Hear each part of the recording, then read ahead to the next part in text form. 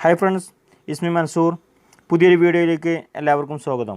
ഇന്ന് ഈ വീഡിയോയിൽ ഞാൻ നിങ്ങൾക്ക് പരിചയപ്പെടുത്തുന്നത് HP-യുടെ ഒരു 3-in-1 ലേസർ പ്രിൻ്ററാണ്. HP-യുടെ LaserJet Pro MFP M130a എന്ന ഈ ഒരു മോഡലാണ് നിങ്ങൾക്ക് ഈ വീഡിയോയിൽ ഞാൻ പരിചയപ്പെടുത്തുന്നത്. ഇതിൽ പ്രിൻറ്റ്, സ്കാൻ, കോപ്പി എന്നീ 3 ഫങ്ഷൻസാണ് ഉള്ളത്. ഇതിലുപയോഗിക്കുന്ന ടോണറിൻ്റെ നമ്പറാണ് വലതുവശത്ത് ഈ കാണിക്കുന്ന 17A എന്ന നമ്പർ. ഓക്കെ, 130A എന്ന ഈ ഒരു സീരീസിൽ 3 ടൈപ്പ് പ്രിൻ്ററാണ് വരുന്നത്. ഇത് 130A എന്ന 3-in-1 പ്രിൻ്റർ, ഇതോടൊപ്പം 130A NW എന്നതും FW എന്ന മോഡലുകളും മാർക്കറ്റിൽ അവൈലബിൾ ആണ്. ഓക്കെ, ഈ പ്രിൻ്ററിൽ ഉപയോഗിക്കാൻ ആവശ്യമായ മിനിമം റിക്വയർമെൻറ്റ് വിൻഡോസ്, മാക് എന്നിവ ആവശ്യമുള്ള റിക്വയർമെൻറ്റ് കാർട്ടൂണിൻ്റെ മുകളിലായി കൊടുത്തിട്ടുണ്ട്. അടുത്തത്, മറ്റുള്ള പ്രിൻ്ററിനെ അപേക്ഷിച്ച് ഇതിൽ ഡ്രം, ടോണർ അങ്ങനെ 2 പാർട്ടാണ് വരുന്നത്. അതിൽ പ്രിൻ്ററിൻ്റെ കൂടെ വരുന്നതിൽ കാർട്രിഡ്ജിൽ 700 പേജും ഡ്രമ്മിൻ്റെ 12,000 പേജ് കപ്പാസിറ്റിയുമാണ് കൊടുത്തിട്ടുള്ളത്. താഴെ കൊടുത്തിരുന്ന പുതിയ ടോണറിൽ 1600 പേജും ഡ്രമ്മിൽ 12,000 പേജിൻ്റെ കപ്പാസിറ്റിയുമാണ് കൊടുത്തിട്ടുള്ളത്. എന്ന് വെച്ചാൽ ടോണറിൽ മുഴുവനായിട്ട് ഇല്ല, പക്ഷേ ഡ്രം അതിൻ്റെ മുഴുവൻ കപ്പാസിറ്റിയും പ്രിൻ്ററിൻ്റെ കൂടെ വരുന്നതിൽ നമുക്ക് ലഭിക്കുന്നതാണ്. ഞാൻ എല്ലാ വീഡിയോയിലും പറയാറുണ്ട്, ഒരിക്കലും പുതിയ പ്രിൻ്റർ വാങ്ങുമ്പോൾ നമുക്ക് അതിൻ്റെ ടോണറിൽ അല്ലെങ്കിൽ അതിൻ്റെ കാർട്രിഡ്ജിൽ മുഴുവനായിട്ടുള്ള ഇങ്ക് നമുക്ക് ലഭിക്കില്ല. അതിൻ്റെ പകുതിയോ അതിൽ താഴെയോ മാത്രമാണ് ഉണ്ടാവുക. ഈ ഒരു കാരണം കൊണ്ടാണ് ഇതറിയാത്ത പലരും പറയാറുള്ളത്, പ്രിൻ്റർ വാങ്ങുന്നതിനേക്കാൾ കൂടുതൽ വില അതിൻ്റെ കാർട്രിഡ്ജ് അല്ലെങ്കിൽ അതിൻ്റെ മഷി വാങ്ങാൻ ആണ് എന്ന് പറയും. ഓക്കെ, ഇതിനകത്ത് എന്തെല്ലാമാണ് ഉള്ളത് നോക്കാം. ആദ്യത്തെ പേജിൽ പ്രിൻ്ററിൻ്റെ ആ ഒരു ഡിമെൻഷനും അതിൻ്റെ ആ ഒരു വെയ്റ്റും കാര്യങ്ങളുമാണ് കൊടുത്തിട്ടുള്ളത്. പ്രിൻ്ററിൻ്റെ വെയ്റ്റ് എന്ന് പറയുന്നത് 9.3 കിലോഗ്രാം. അതുപോലെ ഇതിൻ്റെ സൈസ് കൊടുത്തിട്ടുണ്ട്. ഹൈറ്റ് 23.1 സെൻറ്റിമീറ്ററും വിഡ്ത്ത് 39.8 സെൻറ്റിമീറ്റർ, ഡെപ്ത് എന്ന് പറയുന്നത് 28.8 സെൻറ്റിമീറ്റർ. ഇങ്ങനെയുള്ള അതിൻ്റെ എന്തെല്ലാം ഈ പ്രിൻ്ററിൻ്റെ കൂടെ കൊടുത്തിട്ടുണ്ട് എന്നും അതിൻ്റെ മൊത്തത്തിലുള്ള ആ ഒരു ഡീറ്റെയിലുമാണ് ഈ ഒരു പേജിൽ കൊടുത്തിട്ടുള്ളത്.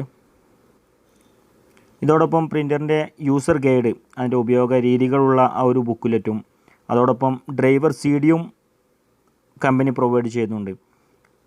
പിന്നെ അതിനെ കൂടെ ഉള്ളത് അതിൻ്റെ പവർ കോഡാണ്. നമുക്ക് ഇലക്ട്രിക് കേബിൾ കമ്പ്യൂട്ടറുമായി കണക്ട് ചെയ്യാനുള്ള ആ ഒരു കേബിൾ. ഇതിൽ പ്രത്യേകം പറയാനുള്ളത്, കമ്പ്യൂട്ടറുമായി കണക്ട് ചെയ്യാനുള്ള USB ഡാറ്റ കേബിൾ ഈ പ്രിൻ്ററിൻ്റെ കൂടെ വരുന്നില്ല. ഒട്ടുമിക്ക പ്രിൻ്ററിലും അത് വരാറില്ല. ചില വളരെ റയർ ആയിട്ട് ഉള്ള മോഡലിൽ മാത്രമാണ് HP അത് പ്രൊവൈഡ് ചെയ്യുന്നത്. ഓക്കെ, ഇപ്പോൾ നമ്മൾ കാർട്ടൂണെല്ലാം മാറ്റിയിട്ടുള്ള ആ ഒരു ഫൈനൽ ആ ഒരു വ്യൂ ആണ് ഈ കാണുന്നത്. ഇതാണ് ഈ പ്രിൻ്ററിൻ്റെ ആ ഒരു വ്യൂ. ഇതാണ് ഇതിൻ്റെ കൺട്രോൾ പാനൽ എന്ന് പറയുന്നത്. LCD ഒരു മോണിറ്ററും അതിനകത്തുള്ള ഈ ഒരു ബട്ടൺസും ആരോ മാർക്ക് മുകളിലോട്ടും താഴോട്ടും ഉള്ളത്, ഫോട്ടോകോപ്പി ബട്ടൺ, ക്യാൻസൽ ബട്ടൺ, അതുപോലെ ഫോട്ടോകോപ്പി മെനു ബട്ടൺ. അടുത്ത ഇൻപുട്ട് ട്രേയെ കുറിച്ച് നോക്കാം. ഈ കാണുന്നതാണ് ഈ പ്രിൻ്ററിൻ്റെ ഇൻപുട്ട് ട്രേ എന്ന് പറയുന്നത്. എന്ന് വെച്ചാൽ നമ്മൾ പ്രിൻറ്റ് ചെയ്യാനുള്ള ബ്ലാങ്ക് പേപ്പറുകൾ ഇവിടെയാണ് വെച്ച് കൊടുക്കേണ്ടത്. ഈ ഒരു കവർ കമ്പനി ഈ ഒരു പ്രിൻ്ററിൻ്റെ കൂടെ പ്രൊവൈഡ് ചെയ്യുന്നുണ്ട്. എന്തിനാണെന്ന് വെച്ചാൽ ഇത് പേപ്പർ നമ്മൾ ഫീഡ് ചെയ്ത് കൊടുത്തതിന് ശേഷം അതിന് മുകളിലായി ഇത് മൂടി വെക്കുന്ന പോലെ വെക്കാനുള്ളതാണ്. ഇത് എങ്ങനെയാണ് ഇതിൽ ഫിക്സ് ചെയ്യുന്നത് എന്നതിൻ്റെ ഒരു പിക്ചർ സഹിതമുള്ള ഒരു പേപ്പർ ഇതിൻ്റെ കൂടെ കമ്പനി കൊടുക്കുന്നുണ്ട്. ഈ രീതിയിൽ നമ്മൾ പേപ്പർ ഫീഡ് കൊടുത്തതിന് ശേഷം ഇത് മുകളിലായിട്ട് വെച്ച് കഴിഞ്ഞാൽ പേപ്പറിലേക്ക് പൊടിയോ മറ്റോ വരാതെ സൂക്ഷിക്കാൻ സാധിക്കും. ഇങ്ങനെ ഈ രീതിയിലാണ് ഇതിലേക്ക് ഇത് ഫിക്സ് ചെയ്ത് കൊടുക്കേണ്ടത്. ഈ ഒരു ട്രേയിൽ മാക്സിമം A4 ഷീറ്റ് ആണെങ്കിൽ 150 ഷീറ്റ് വരെ നമുക്ക് ഒരേ സമയം ഫീഡ് ചെയ്ത് കൊടുക്കാൻ സാധിക്കും. A4 ഷീറ്റിന് പുറമെ photo paper, envelops, labels, post card, card stock എന്നിങ്ങനെ 60 ഗ്രാം മുതൽ 163 ഗ്രാം വരെ വരുന്ന A4, A5, A6, B5 സൈസിലുള്ള പേപ്പറുകൾ നമുക്ക് ഇത് വെച്ച് പ്രിൻറ്റ് ചെയ്യാൻ സാധിക്കും. അടുത്തതായി ഇതിൻ്റെ ഫോട്ടോകോപ്പി ഫങ്ഷൻസ് നമുക്ക് എങ്ങനെ നോക്കാം.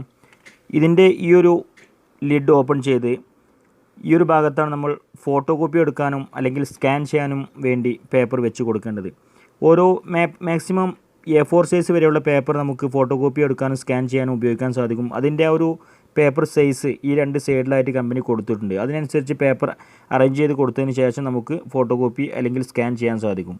മാക്സിമം ഒരു മിനിറ്റിൽ 22 ഷീറ്റ് വരെ നമുക്ക് ഫോട്ടോകോപ്പി എടുക്കാൻ സാധിക്കും. അടുത്തതായി ഈ പ്രിൻ്ററിൻ്റെ ടോണർ കാർട്രിഡ്ജ് എവിടെയാണെന്ന് നോക്കാം. ഈ ഒരു ഡോർ ഓപ്പൺ ചെയ്താൽ അതിനകത്തായിട്ടാണ് ഇതിൻ്റെ ടോണർ കാർട്രിഡ്ജ് ഉള്ളത്.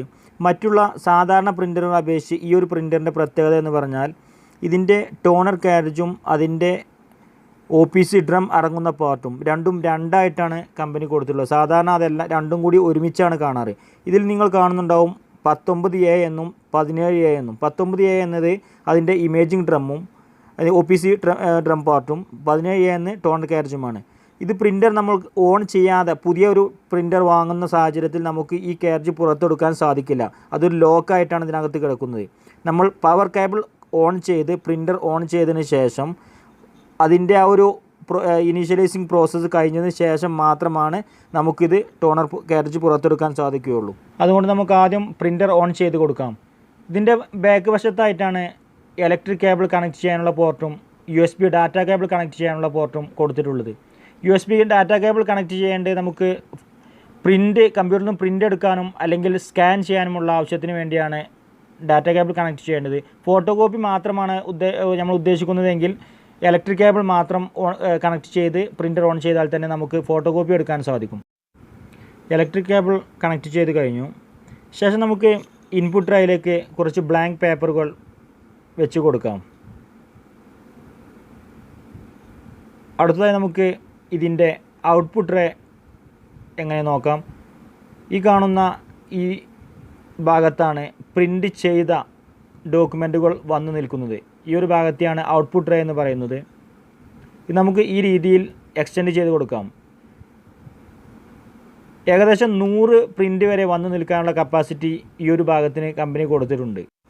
ഔട്ട്പുട്ട് ട്രേ എക്സ്റ്റെൻഡ് ചെയ്ത് കൊടുത്താലുള്ള ഗുണം എന്താണെന്ന് വെച്ചാൽ കൂടുതൽ പ്രിൻ്റ് ചെയ്യുമ്പോൾ ഒന്നിനു മുകളിൽ ഒന്നായി വന്നു നിൽക്കുന്ന സാഹചര്യത്തിൽ അത് താഴോട്ട് വീഴാതെ ഇതിൽ തങ്ങി നിൽക്കുകയും അതിനനുസരിച്ച് നമുക്ക് ആ ഒരു ഡോക്യുമെൻറ്റിൻ്റെ ആ നമ്പർ വൈസിൽ നമുക്ക് അറേഞ്ച് ചെയ്ത് കൊടുക്കാനും സാധിക്കും. ഓക്കെ, ഈ പ്രിൻ്ററിൻ്റെ പവർ സ്വിച്ച് എന്ന് പറയുന്നത് ഈ ഒരു സ്റ്റിക്കറിന് താഴെയായി ഈ വലതുഭാഗത്ത് കാണുന്ന ഈ ഒരു സ്വിച്ചാണ്. ഞാൻ സ്റ്റിക്കർ മാറ്റാത്തത് കൊണ്ടാണ് അത് ശരിക്കും കാണാത്തത്. ഓക്കെ, എന്തായാലും അത് പ്രസ് ചെയ്ത് കൊടുത്ത് നമുക്ക് പ്രിൻ്റർ ഓൺ ചെയ്യാം.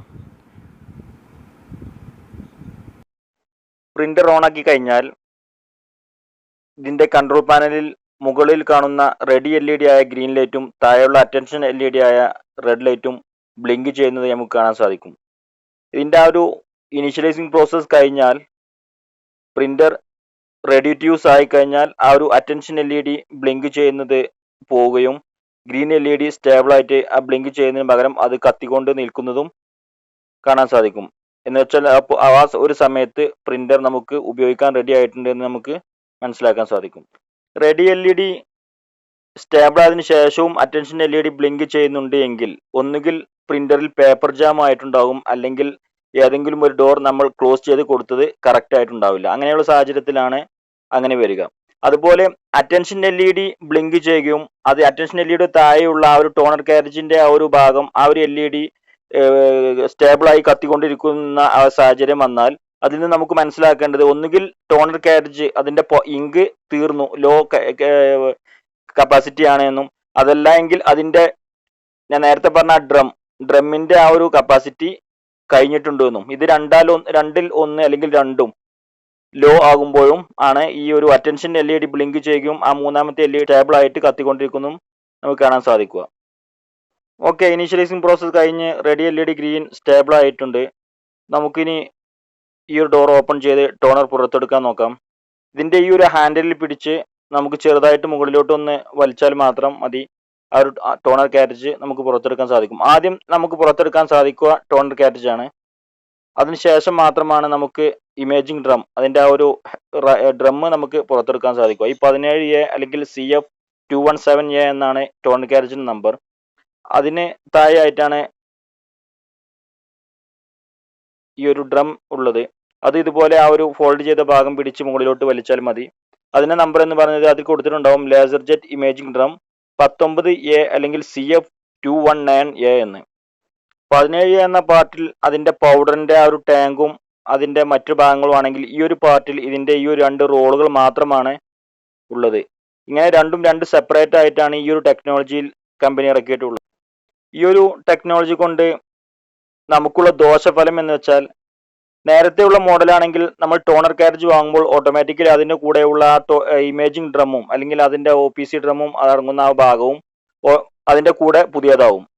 ഈ ഒരു മോഡലിൽ ഇമേജിംഗ് ഡ്രം സെപ്പറേറ്റ് ആയതുകൊണ്ട് തന്നെ ഏകദേശം ഒരു 6-7 തവണ ടോണർ കാർട്രിഡ്ജ് മാറുമ്പോൾ ഒരിക്കൽ ഇമേജിംഗ് ഡ്രമ്മും നമ്മൾ സെപ്പറേറ്റ് ആയിട്ട് തന്നെ വാങ്ങിയിടേണ്ട ഒരു അവസ്ഥ വരും.